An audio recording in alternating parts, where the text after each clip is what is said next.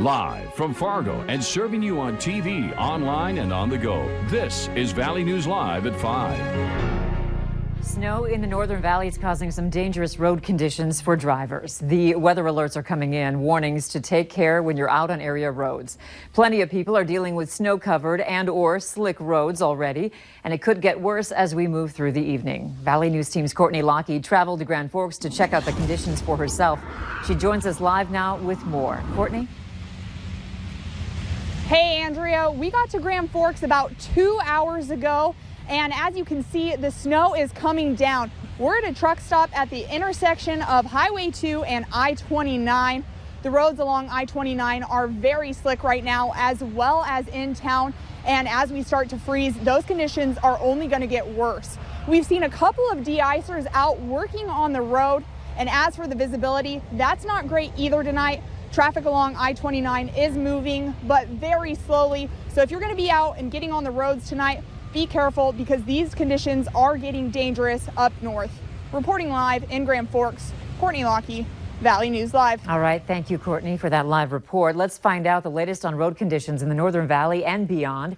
Here's our chief meteorologist with your No Wait weather. Hutch? All right, thanks so much. Here is a quick look around the region as we see Washkish up in northern parts of Minnesota seeing reduced visibilities as snow is falling there. Cavalier likewise the same. Snow is letting up just a little bit in the Devil's Lake Basin. Here is a look at the latest watches, warnings, and advisories. The blue that you see are winter weather advisories through this evening. In Minnesota, it goes until the overnight hours at 3 a.m.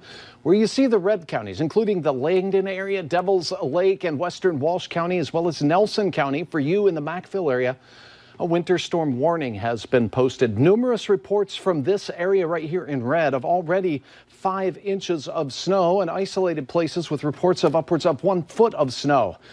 Take a look at the radar and you can see the breadth of this situation. I want to point out one thing. Look at Detroit Lakes where we're seeing that change over to snowfall right now. There is actually lightning showing up on the radar in and south of Detroit Lakes. So thunder and thunder snow possible in Lakes Country with this event. That's right over DL, stretching into northwestern Otter Tail County. Fargo is still just getting rain. Our road's not bad here, but once you go north on 29 towards Hillsboro, it is a mess. And here is the main thing to keep your eyes on. These dark blue bands of snow that are stretching through Grand Forks itself, quick accumulations of a couple of inches from those heavier bands that'll be drifting through this evening. Andrew, I'll have hour-by-hour details on what you can expect in your forecast, but suffice it to say, from here into the early overnight hours, it'll be tricky travel across the valley, and Fargo does see snow. I'll tell you when in a few minutes. All right, thanks, Hutch. And make sure you have the Valley News Live Storm Team weather app so that you can keep up with the weather anytime, anywhere. You'll get the latest forecasts and conditions so that you can plan your day. All you have to do is search VNL Weather in the App Store and download it for free. Breaking news now, just into our newsroom. BCA agents have arrested a Clearwater County Sheriff's deputy on child sex charges. Officials say after a BCA investigation, 31-year-old Neil Dolan was booked into the Clearwater County Jail shortly after 1 this afternoon. According to police, Dolan is facing several charges.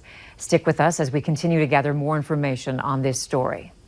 A Minnesota woman is now ordered to spend an additional 3 years in prison for running over and killing her boyfriend. Officials say 47-year-old Beth Windus earlier pleaded guilty to criminal vehicular homicide in the August death of 51-year-old Jonathan Sundquist outside their home in Gonvik. Court records state when the couple returned home from a bar, Windus told Sundquist to get out of the pickup and backed over him. Windus was driving with a revoked license at the time and was on probation for drunk driving. Authorities in Cass County are investigating after a body is found in Cass Lake. The Cass County, Minnesota Sheriff's Office responded to an emergency call where they discovered the body of a 19-year-old. Homicide is the suspected cause of death, and an autopsy is scheduled. Authorities are not releasing the person's identity yet. Authorities in central Minnesota are investigating the death of an infant at a home daycare. Officials say emergency responders found a baby boy unresponsive after they were called to the home on November 12th. The infant died a short time later at a medical center in Brainerd. State regulators have temporarily suspended the license of the daycare operator while the Crow Wing County Sheriff's Office and Ramsey County Medical Examiner investigate. A truck driver accused of sexually assaulting a girl in his semi is headed to trial. 34-year-old Kenneth George Zender is charged with one felony count of criminal sexual conduct. In August, Zender was involved in a pursuit that ended on I-94 near Downer. Officials received a text from a 15-year-old girl just before 10:30 on August 21st saying Zender sexually assaulted her inside the semi at a truck stop in Stearns County. The trial begins December 10th, and if convicted, he could spend the next 30 years in prison. Law enforcement agencies in the Fargo-Moorhead area are seeing a jump in mental health calls. These involve someone in a crisis situation dialing 911 for help.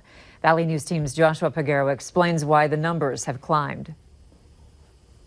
The number of mental health calls to Moorhead Police has doubled since 2017. The mobile mental health crisis response team in Moorhead worked closely with police. We're just working really, really hard to provide the best outcome for the callers that call law enforcement too. Crisis Services Supervisor Alyssa Schultz says on average her nonprofit gets 250 mental health calls a month. If someone's in a mental health crisis, I would say the first step would be to try and see if there's a family or friend to call and just talk to. Just talk to somebody. While Moorhead police say mental health calls are hard to track, numbers they provided show in 2017 officers responded to 500 calls. By 2018, that number skyrocketed to 1,054. And with more than a month to go in 2019, they're at 1,031. Most of our calls is still depression and anxiety, but most of our calls, or a lot more of our calls now, are for more psychosis. So it's the hallucinations, the delusions. They aren't really aware of their reality. Schultz says the worst thing one can do experiencing a mental health crisis is to isolate themselves. A tip she has if you're experiencing a mental health crisis is to go for a walk, listen to music, or read a book. If that doesn't help, don't hesitate to reach out for assistance. In Moorhead, Joshua Peguero, Valley News Live. If you are a Moorhead resident experiencing a mental health crisis, you can call this phone number, 1-800-233-4512. The Minnesota State Patrol is investigating a deadly crash in Becker County. The accident happened around 5:45 this morning between a semi and a pedestrian on Highway 59 near Brandy Lake Road. That's just north of Detroit Lakes. Officials say the semi was traveling northbound on Highway 59 when the pedestrian in the northbound lane was hit by the semi.